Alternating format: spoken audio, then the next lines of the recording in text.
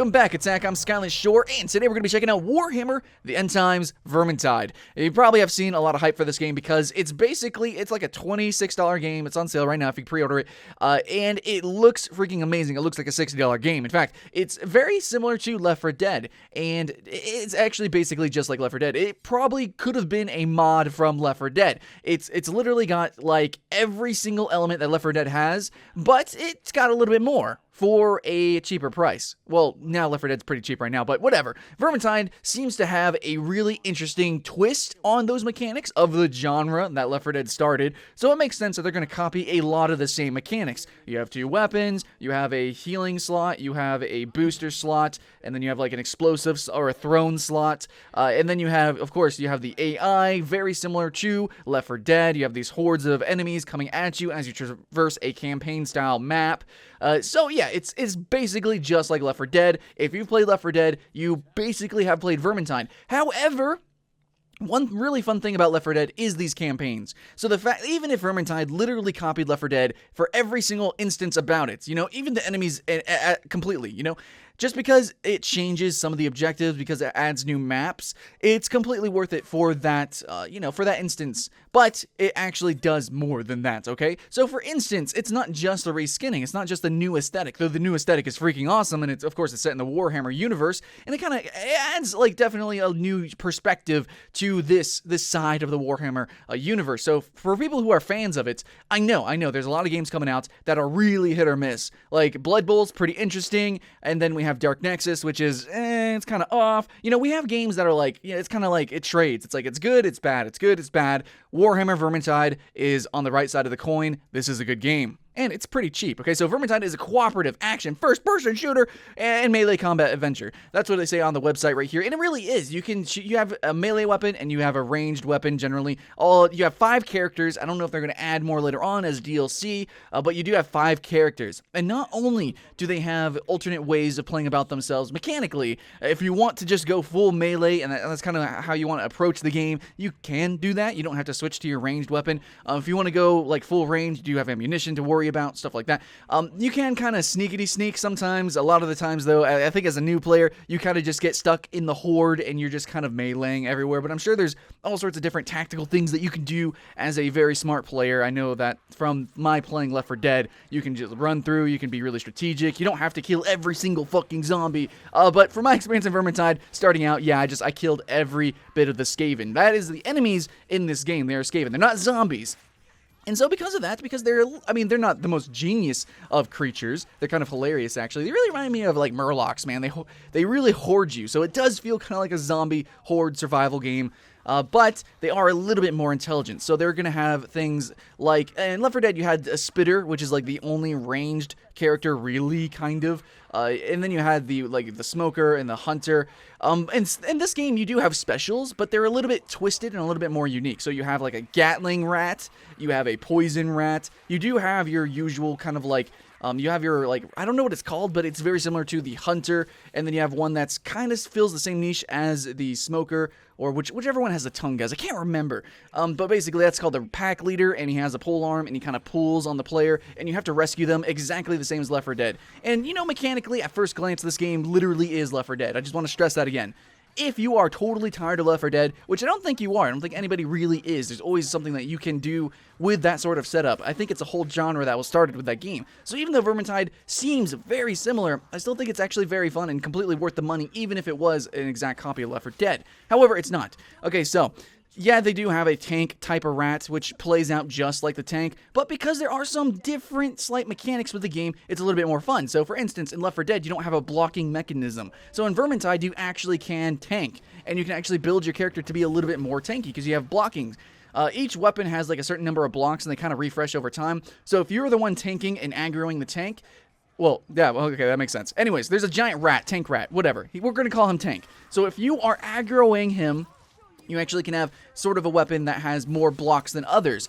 Most likely, though, the weapon that does the most DPS is going to not have as many blocks, or there's also different, like, stats, okay? So sometimes a weapon does a lot of DPS for a single target, or just a lot of burst damage, or you can have a weapon that does a lot of damage spread out. So that's, for the Elven character that I play, she actually has access to dual swords and also single-handed swords, and I'm not sure what else she has access to, but the single-handed sword has more blocks and does more damage to a single target. So if the tank was on me and if I planned on tanking the tank, then I would probably choose that weapon. Or I could go with dual swords, which is really good for horde, you know, fighting the horde. And I think overall that's kind of like a little bit of a better balance for her, because her ranged weapon is incredibly single target based. Even though it's rapid fire, you still want to use it just kind of for the specials and for saving your teammates. So it's better to have a weapon that's actually useful for the horde. Now, other characters have different weapons, and they have different potential weapons that they can utilize. So the dwarf can use hammers.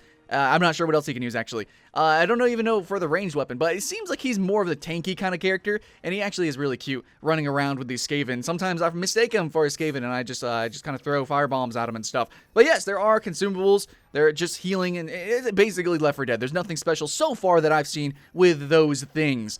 One thing that I did like, though, about mechanically is, okay, I want to go back to the loadout system. So, well, yeah, there's a loadout system. You can change weapons. It's not like you find the weapons in the map, okay? It's a little bit different. Okay, a lot of bit different than Left 4 Dead. And actually, this is probably the only complaint that I have for Left 4 Dead, is that you don't have any carryover between the different matches. You're not really earning anything. You're not getting any loot. You don't have any sort of customization with, like, personally with your game style. In this game, you can. So, Vermintide, you actually choose a loadout before you go into a mission. Yes, you do pick up some consumables, some throwables, but for the most part, you pick your melee weapon and you pick your ranged weapon. And you can also craft new ones, and you can find rare ones in chests and stuff. And it's actually just really cool. You can actually really change your gameplay depending on what items that you use in combination, especially with your team composition. If you want to run like a tank composition, have somebody that actually tanks, like the dwarf, he's probably really good at that with his hammers.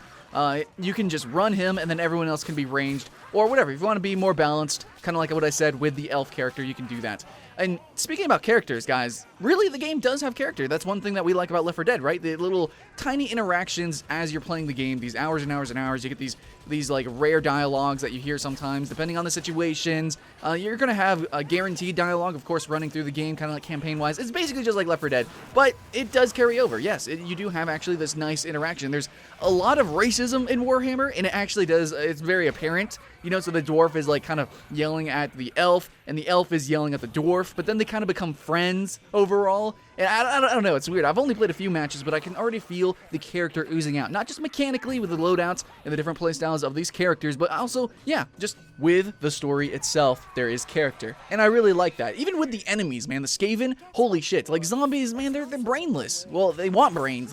They're zombies, man. They don't have really much to them. Sure, they can look unique, right? I guess they kind of have some character in Left 4 Dead, but truly, you don't get, like, the voice. You don't have, like, in Halo, whenever you're running up to the grunts and they freak the fuck out, and they're like, "Demon!" and they just run away, or the warp of the elites. You know, you don't have that in Left 4 Dead. You don't have the characterization of your enemies. In Vermintide, you do have that. The Skaven are hilarious in ways. They're very much, they remind me of like Halo kind of characters, like the grunts and stuff, the smaller characters that run away and shit. Yeah, the Skaven, they're kind of dumb. They're kind of dumb, but they're really aggressive. So yeah, they're just like a bunch of little evil little shits. I don't know, man. It's pretty cool. It's definitely more interesting, at least, than just normal zombies. Yeah, you do also have sound design, very important in the game. As you can tell, yes, in Left 4 Dead, I don't know if you guys played that, but knowing the different sound cues for the different specials and for the different, like, horde mechanics, it's really important to know, so whenever you guys need to group or need to split up or whatever, you know, hearing that music of the witch, you know, knowing if a witch is nearby or a hunter or a boomer, whatever, that music and sound design is incredibly important, because it'd be really unfair if you didn't have that. So with the Skaven, because they actually do have dialogue and there's like a little culture behind them, you have some more interesting sounds. So whenever there's a horde of Skaven, you actually hear a war horn being blown. I'm not sure if you can actually kill the person blowing that. There's sometimes a lot of Skaven on rooftops. I'm not sure if you can just like shoot them down so that you can postpone the horde from encroaching on you. But there's also some really interesting AI mechanics. Like I said earlier, the AI is very similar to Left 4 Dead's, which is also a really good AI system. But do remember, because it is using Skaven and it's not using zombies, you're gonna have a little bit more complexity than with just Left 4 Dead. But yeah, let's just talk about like my feelings, of the game. I think the game feels really good. It has all the options that I needed. I was able to turn up the FOV as much as I needed, which is really fucking important in a horde game. If you're trying to play a first-person game and you get surrounded, it's super annoying to have tiny FOV. Left 4 Dead on console, holy shit, is basically unplayable to me. So yeah, it's great. You have all the options that you want. Graphically, it looks amazing, and it runs really well. Even though it is early access, I don't know how much more optimized it's going to be after it launches. Whenever it hits gold, I'm unsure, but it runs decent enough. Though it can be really intense because the game has a huge emphasis on darkness and lighting. These fire effects, some of these explosions are fucking amazing. So it might get a little bit intense, especially because it is a horde game. So you're gonna have a lot of entities on screen, and everything is the shadows, the lighting, all that is really fucking atmospheric. It looks amazing. So you might get a little bit of, kind of drop down. But I have a GTX 970 with a Core i7, and it ran at 60 FPS solid while recording. So I had a good time with it. I can't say it's running bad. It looks great. It definitely feels like a spiritual successor to Left 4 Dead, or at least set in a different universe, which obviously it is. And overall, yeah, I really like the aesthetic. However, I've only got to play a couple of maps. There are only 4 so far in the early access. There's going to be up to 12, and maybe we're going to get later on DLC maps, which I would expect coming from like a Left 4 Dead competitor / copycat game. But yeah, saying that, guys, yes, it is a copycat game of Left 4 Dead. It really is. I was kind of hoping it was going to be something a little bit more original, like Call of Duty Zombies. I thought it was going to be something kind of like in that vein, but even though I was kind of let down a little bit with its originality, the fact is that it does what Left 4 Dead does, but actually better, and it's a little bit more unique. One thing I want to reiterate that I really like about the game is the loot system. It gives me a reason to actually go back and replay some of these levels to kind of grind to get new loot, which is what you do anyways in Left 4 Dead. You just replay levels over and over again, higher difficulties, but in Vermintide, you actually have something gained out of that. You actually get new items, which allow you to replay the game differently and have a more unique experience each time you play as you play. So that is a big reason why you should get it. If you like Left 4 Dead, you will like Vermintide, and you will probably like it better. No, you don't really have all the guns and stuff, I guess, from Left 4 Dead, but you do have the loadout system, and I think because of the setting, you have a more unique approach to the gameplay. You're going to have a larger variety of melee weapons. It's not just a single hit melee weapon. You also have charge attacks. You have a couple of different abilities with those, and then you have very interesting ranged weapons as well, from bows to some guns, and there's a couple of different guns, and there's a lot of different melee weapons. So yeah, I think overall there's a lot more variety with Vermintide than versus, Left 4 Dead, which it's copying. So yeah, I think it's doing it better, and it's already starting out at a really cheap price. So I expect it at this price for them to have DLC characters, for them to have DLC maps, and hopefully they continue that trend and allow the game to just flourish. Let's just keep going and go on forever, and maybe enable mods, and that's what we saw with Left 4 Dead. However, because of the loot system, I think that the game is going to last a little bit longer. Though, I don't know, Left 4 Dead is still kicking and booming, right? It's still a huge game. So, Vermintide, is it a good game? Yes, I think every critic, everybody on YouTube is really enjoying this game, and I'm enjoying it too. So, yeah, add me to that list. Vermintide is a good game. Thank you very much for watching. I'm Skelly Shore with Attack Gaming. So, yeah, that's it. This is Vermintide, and hopefully you have fun. Welcome back, Attack. Today we're going to be talking about the top 10 free-to-play MMOs for this year, for 2015, and I think across all the genres for free-to-plays, we've seen so much innovation in MOBAs, in MMOs, in card games. We've seen so many new things this past year, and hopefully, maybe, probably so, 2015 is going to be just as exciting. This is our